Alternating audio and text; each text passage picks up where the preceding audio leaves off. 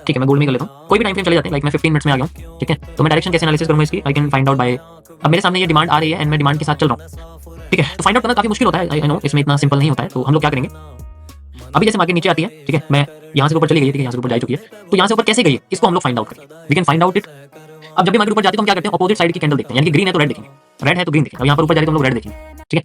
Okay, let's go again. यहाँ पर मैं यूज करूंगा वॉल्यूम फिलअप और WLC का विक लाइन कॉन्सेप्ट का इस्तेमाल करूंगा, बारीक लेवल चलते हैं यहाँ से। तो जैसे मार्केट नीचे आ रही थी ऊपर, यहाँ पर आप देख सकते हो कि लो क्रॉस हुआ, फिर मार्केट नीचे आने लगी, ठीक है, समझ में आ गया। मैं यहाँ बारीक इस्तेमाल करूँ, ये मैनुअल मेथड होता है चार्ट को चलाने का, हम खुद से चला सकते हैं।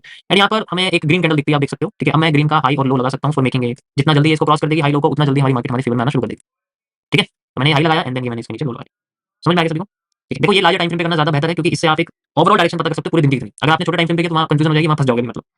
कंटिन्यू करते हैं एंड वी हैव, क्या बात है, मार्केट ने पहले ऊपर बड़ी क्लोज कर दी, तो इससे तो क्लियर पता लग रहा है मार्केट डायरेक्शन अपसाइड है, ठीक है, समझ आया भाई, ऐसे मत करो, ठीक है।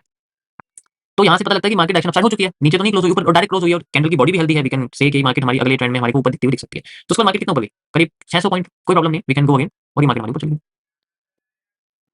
कोई प्रॉब्लम इसमें, सिंपल है बिल्कुल, किसी भी तरीके की प्रॉब्लम तो नहीं है। अब मार्केट जब ऊपर जा चुकी है, then we have to change the pattern, हमें अब पैटर्न का इस्तेमाल करना है, अब हमें यूज करना है रेड कैंडल का। जब रेड कैंडल से ऊपर हमारी मार्केट जाती रहेगी, बड़ी क्लोज हो रही है, हमें रेड के साथ चलना है। तो लेट्स से अगर मार्केट हमारी ऊपर आ गई थी, यहाँ से आप देखोगे इस जगह आ गई थी, तो यहाँ से आने के बाद अब मार्केट होगी positive, so we can say कि इससे ऊपर मार्केट हमारी पॉजिटिव ही रही। अब मैं जो यूज करने वाला हूँ चीज सब ध्यान देना, ये एरिया आपका सारा का सारा पॉजिटिव हो चुका है, इससे ऊपर ये आपका सारा नेगेटिव एरिया था एंड इससे ऊपर का एरिया आपका सारा पॉजिटिव, ठीक है। तो अब इसके अंदर हमें देखनी है रेड कैंडल्स, ये हमारा पूरा पॉजिटिव एरिया, हम यहाँ तक इसको कह सकते हैं, ठीक है, यहाँ तक इसको कह सकते हैं।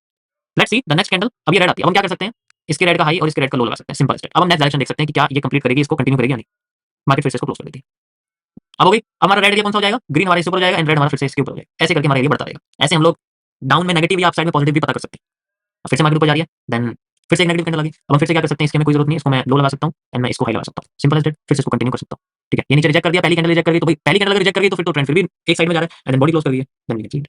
अब कई सारी चीजें इसके अंदर यूज हो जाती है, क्योंकि जब कैंडल कुछ ज्यादा होती है ना, तो उसके अंदर प्रॉब्लम भी होती है ट्रेंड के साथ, मतलब हो सकता है कि वो फेक आउट भी दे दे, क्योंकि 100% कभी भी कोई भी चीज काम नहीं करती। यहाँ पर मैं आपको जो दिखा रहा हूँ ये 100% भी काम करी, हो सकता है आगे जाके 100% ना काम करे, पॉसिबिलिटी ये भी हो सकती है, तो we can also we have to find it. लेकिन हमें ये ध्यान रखना है कि हमारा जो ये पूरा पूरा एरिया बना है, अब ये हमारा जो नीचे का जोन है, यहाँ तक हमारी मार्केट नेगेटिव है, ठीक है, दैट्स इट। वैसे तो मैं नेगेटिव यहाँ से बोल दूंगा इसको, बट अभी मैं फिलहाल के लिए बोलूँ, क्योंकि ये एकदम से रिजेक्ट करके नीचे आई है, ये अगली कैंडल भी एकदम से, अगर मैं कैंडल दोनों कंबाइन कर दूंगा तो आपको ये रिजेक्शन ही नजर आएगा फिलहाल के लिए, अभी फिलहाल के लिए, ठीक है, समझ आया, कोई प्रॉब्लम तो नहीं है इसमें, ये डायरेक्शन के लिए। हाँ मैं समझ रहा हूँ, ऐसे थोड़ा कॉम्प्लेक्स हो जाएगा अगर मैं चलो मैं इसको हटा भी दूंगा फिर भी ऐसी कोई प्रॉब्लम। अब आपको समझ में आ गया होगा मैं क्या बताने की कोशिश कर रहा हूँ, यू कैन सी, समझ आया, एक एक कैंडल का सारा हिसाब बस, जैसे जैसे आपकी कैंडल चलती रहेगी वैसे वैसे मार्केट आपकी आपकी फेवर में आती रहेगी।